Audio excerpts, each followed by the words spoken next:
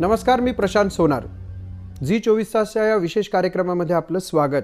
लोकशाही म्हटलं की निवडणूक प्रक्रिया आली आणि निवडणूक प्रक्रिया म्हटली की मुख्य त्याच्यातले भाग विचार करायचे झाले तर उभं राहणारा उमेदवार आणि त्याला मतदान करणारे मतदार. त्यामुळे अर्थातच उमेदवारी हा शब्द खूप महत्त्वाचा आहे आणि ती प्रक्रिया देखील महत्त्वाची आहे. आणि लोकशाहीच्या निवडणुका जाहीर झाल्या की उमेदवारांची रीग लागते. प्रत्येकजण आपापल्या विचारसरणीप्रमाणे पक्षांना आपलं साकडं घालतो असं म्हणायला हरकत नाही.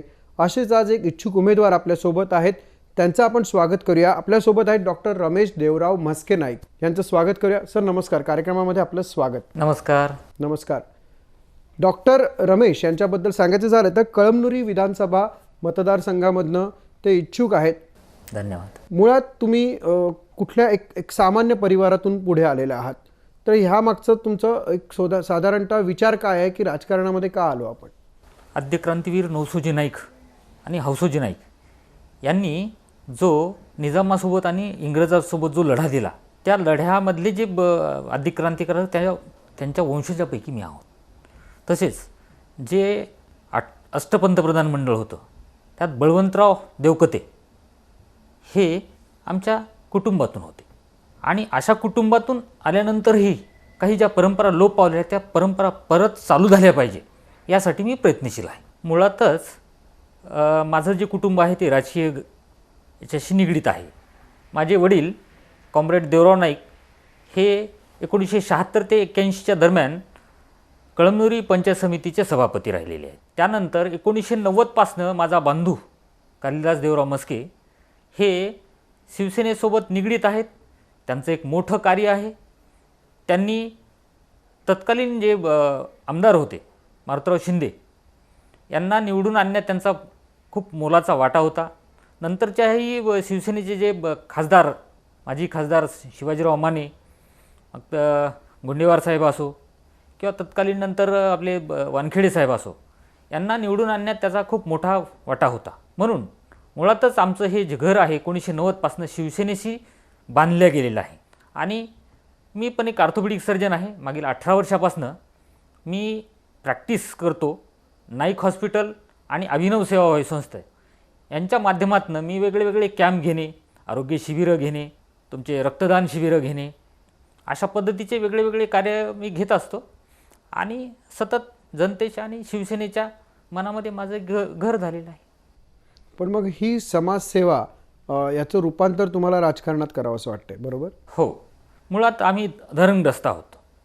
धरणग्रस्तानंतर विस्थापित झाल्यानंतर जी धरणग्रस्ताचे काही प्रश्न आहेत, जो काही हा विस्थापित समाज आहे त्यातल्या त्यात मी एक धनगर आणि हाटकर समाजामधून येतो. त्या समाजाचं बऱ्यापैकी त्या ठिकाणी प्राबल्य आहे. हा समाज सतत शिवसेनेशी बांधला गेलेला आहे. कुठल्या शिवसेनेशी? ठाकरे सेनेशी. मुळातच आम्ही सेना मानतो, वचनाचे आम्ही पक्के आहोत. आम्ही वंदनीय हिंदू हृदय सम्राट बाळासाहेब ठाकरे यांचे विचार आणि त्यांनी सांगितलेला जे दसरा मेळाव्यामध्ये जे सांगितले की माझे उद्धव आणि आदित्य यांना आपल्या सगळ्या शिवसैनिकांनी इथून पुढे सांभाळलं पाहिजे, ते त्यांचं वचन. तसंच आमचंही वचन आहे की आम्ही वचनाचे पक्के आहोत. आम्ही नेहमी शिवसेनेसोबतच राहू. आमच्यासाठी फक्त शिवसेना एकच, ती ठाकरे सेना. तुम्ही इच्छुक उमेदवार म्हणून उभे राहिलेत म्हणजे अर्थातच काहीतरी विचार करून उभे राहिलेले असणार. मग तुम्ही ज्या मतदारसंघासाठी इच्छुक आहात त्यामध्ये तुम्हाला कोणत्या गोष्टींमध्ये बदल घडवावा असं वाटतोय? बरेच कळमनुरीमध्ये बरेच मुद्दे आहेत. तो जिल्हा नाउद्योग जिल्हा आहे, अविकसित जिल्हा आहे, सिंचनाचे अनेक सारे प्रश्न आहेत. आम्हाला धरण जरी आमच्याकडं असलं, जसं धरण उशाला कोरड घशाला, अशा पद्धतीनं तो जिल्हा आहे. युवकांचे प्रश्न आहेत. कुठल्याही पद्धतीची मोठाली कॉलेज नाही आहेत. शिक्षणाचा बट्ट्याबोळ आहे.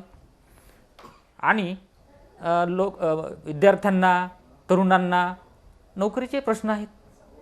ते प्रश्न मला वाटतं मी एक सुशिक्षित डॉक्टर, धरणग्रस्त आणि धनगर समाज या अनुषंगानं हे सगळं गणित व्यवस्थित बसेल. आणि सद्यस्थितीत ही उमेदवारी जर मला जाहीर झाली तर मी निश्चित रूपानं ही आमच्या खिशात घालू. उमेदवारी जाहीर झाली, तुम्ही निवडणुकासाठी तिकीट मिळालं, निवडून आलात, तर याच्यासाठी काही प्लॅनिंग तयार आहे का की कशा पद्धतीने कामं मार्गी लावावीत? हो. पूर्वीच आता जसं बोललो की धरणग्रस्ताचे बरेच मुद्दे आहेत, ज्यात घरकुलांचे आहेत, रस्त्यांचे आहेत. धरणाच्या बाजूला जरी असलं तर आम्हाला शुद्ध पाणी नाही आहे, त्या पाण्याचे प्रश्न आहेत. आताच बोललो की ना उद्योग जिल्हा आहे, अविकसित जिल्हा आहे.